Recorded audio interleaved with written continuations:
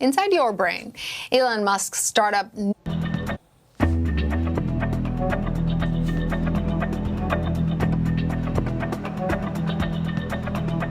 in Privacy Watch, the brain behind SpaceX and Tesla now wants to get inside your brain. Elon Musk's startup Neuralink hopes to one day implant chips in the human brain. Musk unveiled a prototype of the device last month. It's currently being tested in pigs. The goal is to help treat neural disorders. Some say that it could lead to our brains being linked straight up to the internet one day. For more on this, I'm joined by Dan Patterson. He's a senior producer at CNET. Dan, what is going on? Give us some background. How exactly do neural implants like this work? Well, Lana, I left my PhD at home, and something tells me the science here is pretty crucial. However, what we've seen from Elon Musk is pretty ambitious. It is not the first time we've seen BCIs. These are brain-computer interfaces.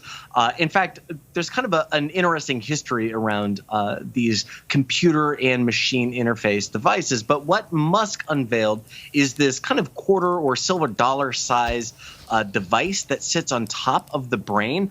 He described the process as fairly trivial, opening up the top of the skull and placing this on top of the brain.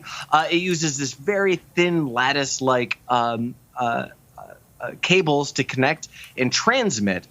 Now, we have seen similar devices in the past that are larger, more clunky, but also fairly capable. Some tests in the Department of Defense have shown that under computer simulations, people with similar implants have been able to control flight simulations of fighter planes. So the capabilities are pretty tremendous. However, let's not forget that this was a demonstration by Elon Musk, and he loves to look at the future, but often getting there has some challenges. So these brain-computer interface devices are not simple. They're not coming tomorrow. But they might be how you end up uploading your brain and your memories to the cloud. Shalom. I want to begin the lesson off by giving all praise, honor, and glory to Yahweh, Ba'ashem, Yahweh Shah, Ba'ashem, Rakah HaKodash.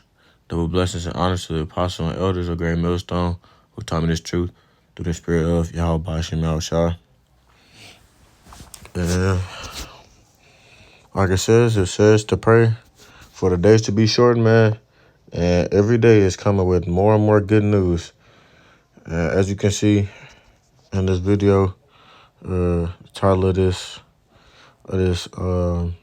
article, Neuralink brain, you see it, implant encounters issues in human patient. Now, I might go back and look at the rest of that video, but I didn't want to watch the whole thing. I want to bring, it's going to be a short one, but I want to bring out a couple scriptures since I already did a lesson on this a few weeks back. But I just seen this in the news and I wanted to talk about it. So, Neuralink's brain-computer interface device has encountered issues since it was implanted in its first human subject, according to the company owned by Elon Musk. Some of the device's electrode study threads started retracting from the brain tissue of quadriplegic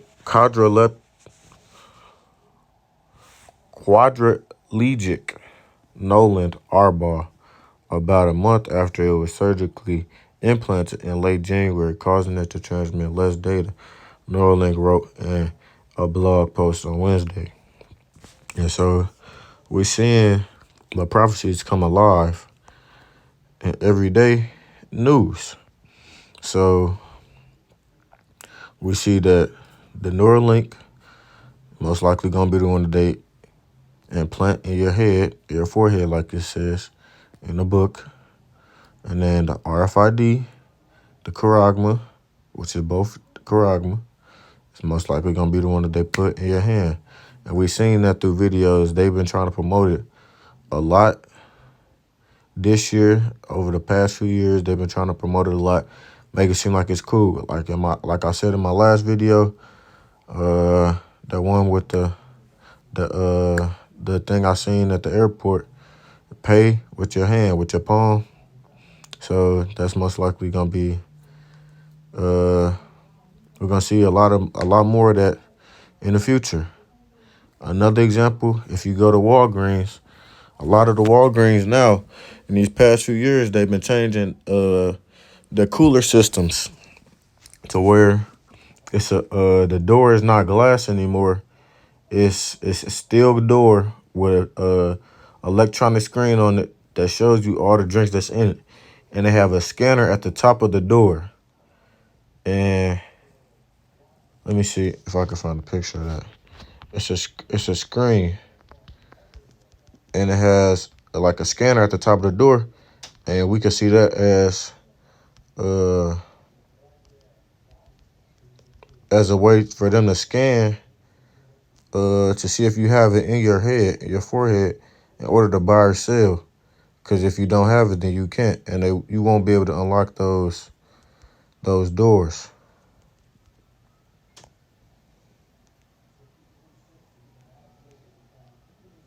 So see, look, you have the freezer door, and then that thing at the top where the purple dots is, it's like a somewhat of a scanner. So we could see that in the future.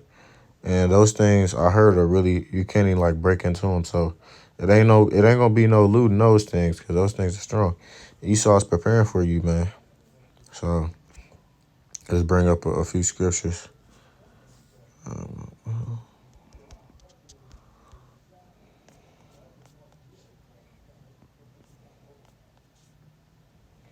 Revelation 13 and 15. And he had power to give life unto the image of the beast, that the image of the beast should both speak and cause that as many as will not worship the image of the beast should be killed. And he causeth all, both small and great, rich and poor, free and bond, to receive a mark in their right hand or in their forehead. So as we seen with the Neuralink, that one was being implanted, not necessarily in the forehead, but in the top of the head. And it could be subject to change, the placement, but you understand, you get the point. And I'm gonna bring up another video with the hand one too, if I can find it, Lord willing. And that no man might buy or sell save he that had the mark or the name of the beast or the number of his name. So with the Walgreens, that's like could be a way where they trying to keep you from buying or selling, as well as those checkout signs we seen where it says pay with your palm. So in the future, if you don't have that, you ain't gonna be able to pay. That's only gonna be the form. It's gonna be the only form of payment. And we also noticed that through the U.S. dollar losing its value. So with that Walgreens, if you don't have that, you can't unlock those drink machines. And it's more stuff to come in the future. Here is wisdom. Let him that hath understanding count the number of the beast, for it is the number of a man, and his number is 666.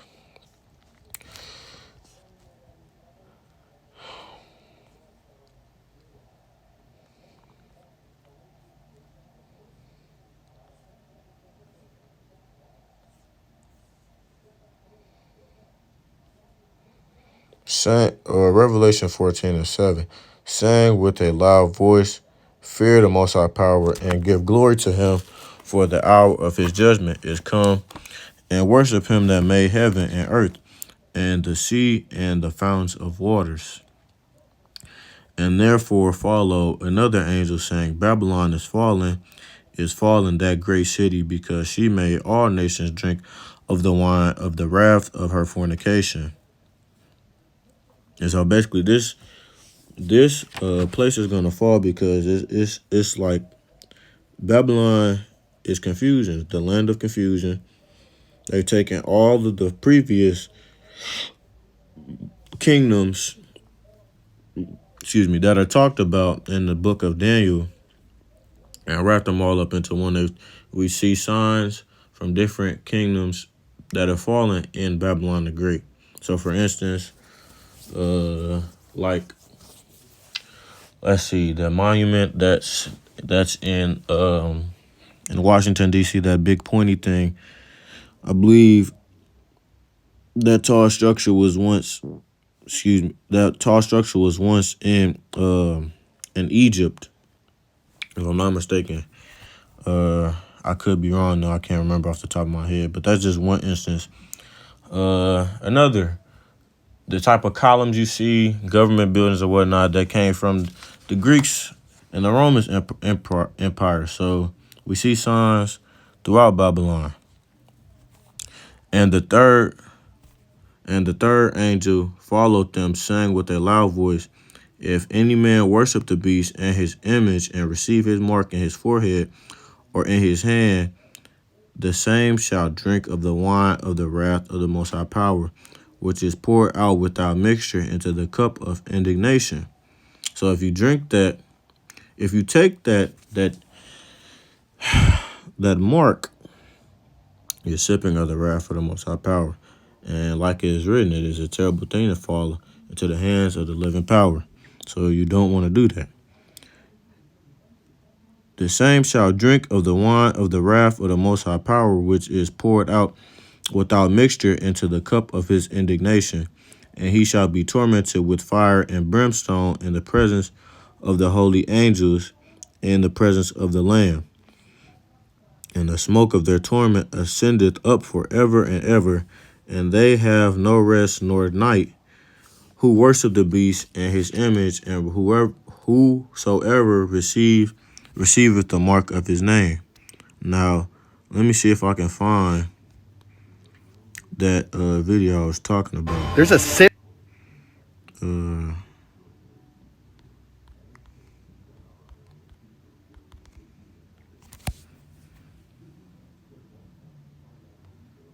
Yes, you heard me right. Chip Girl. It is a type of technology that can do many things. One of them being opening a door. It also opens our bedroom door, as well as our office, as well as the drawers in our office. Our closet is chipped. And this is really cool. We can chip all of the doors. Look at it. We can even lock up our towels. See? We also chipped the gym. And the elevator. What the tech? Oh, whoops, it was already unlocked.